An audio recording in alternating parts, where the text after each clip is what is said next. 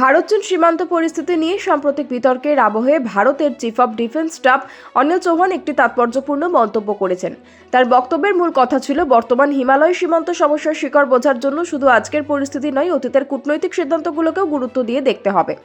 উত্তরাখণ্ডের দেরাদুন শহরে আয়োজিত ভারত হিমালয় স্ট্র্যাটেজি ফোরামে বক্তব্য রাখতে গিয়ে সিডিএস স্পষ্ট করে জানান, সীমান্ত নিরাপত্তা কেবল সেনাবাহিনীর শক্তি বা অস্ত্রের উপর নির্ভরশীল নয়, এর সঙ্গে জড়িয়ে রয়েছে বহু বছর আগের রাজনৈতিক ও কূটনৈতিক সিদ্ধান্তের প্রভাব। এই প্রসঙ্গে তিনি 1954 সালের ঐতিহাসিক পঞ্চশীল এগ্রিমেন্টের কথা তুলে ধরেন। তার মতে, সেই সময় নেওয়া সিদ্ধান্তগুলো যথাযথ মূল্যায়ন না করলে আজকের বাস্তবতাকে সম্পূর্ণভাবে বোঝা সম্ভব নয়।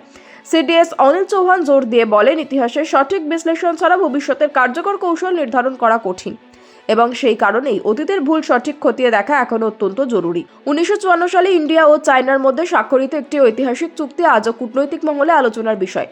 এই চুক্তির মাধ্যমে ভারত আনুষ্ঠানিকভাবে তিব্বতকে চীনের অংশ হিসেবে স্বীকৃতি দেয়।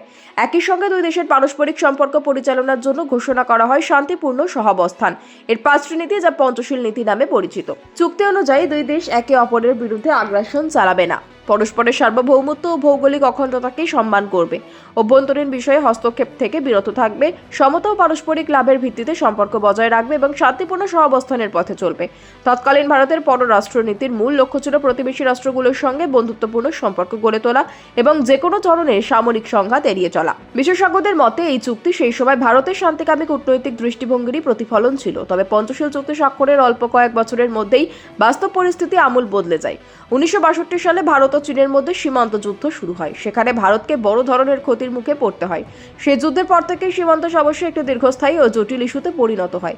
এরপর কয়েক দশক ধরে হিমালয় সীমান্তে বারবার উত্তেজনা তৈরি হয়েছে। সাম্প্রতিক সময়ে লাদাখ সহ বিভিন্ন অঞ্চলে দুই দেশের সেনার মুখোমুখি অবস্থানকে বিশেষজ্ঞরা সেই পুরনো অমীমাংসিত সমস্যারই ধারাবাহিক রূপ বলে মনে করছেন।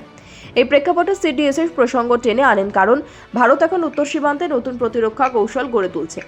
রাস্তা ও সেতু নির্মাণ থেকে শুরু করে সেনা মোতায়েন সব ক্ষেত্রেই জোর দেওয়া হচ্ছে। তার বক্তব্যের মূল তাৎপর্য হলো, শুধু বর্তমান পরিস্থিতির দিকে তাকালেই চলবে না, অতীতে নেওয়া সিদ্ধান্তগুলো কিভাবে আজকের বাস্তবতাকে প্রভাবিত করছে সেটিও বুঝে এগোতে হবে। তিনি মূলত সতর্ক করে দিয়েছেন, ইতিহাস থেকে শিক্ষা না নিলে ভবিষ্যতেও একই ধরনের সংকট আবার ফিরে আসতে পারে। এই বিতর্ক কেবল অতীত ইতিহাস কেটে দেখার বিষয় নয়। সীমান্ত নিরাপদ থাকলে দেশের সার্বিক নিরাপত্তা মজবুত হয়, অর্থনীতি স্থিতিশীল থেকে এবং সাধারণ মানুষের দৈনন্দিন জীবনেও স্বস্তির হয়। তাই অতীতের সিদ্ধান্তগুলো থেকে শিক্ষা নিয়ে ভবিষ্যতের জন্য সঠিক পথ বেছে নেওয়াই এখন সবচেয়ে জরুরি। এই প্রেক্ষাপটেই ভারতের chief of defence staff Anil চৌহানের বক্তব্যের মূল স্পষ্ট ইঙ্গিত, ইতিহাসকে উপেক্ষা করে নয়, বরং তা ভালোভাবে বুঝে সামনের দিকে এগোনোর সময় এসেছে।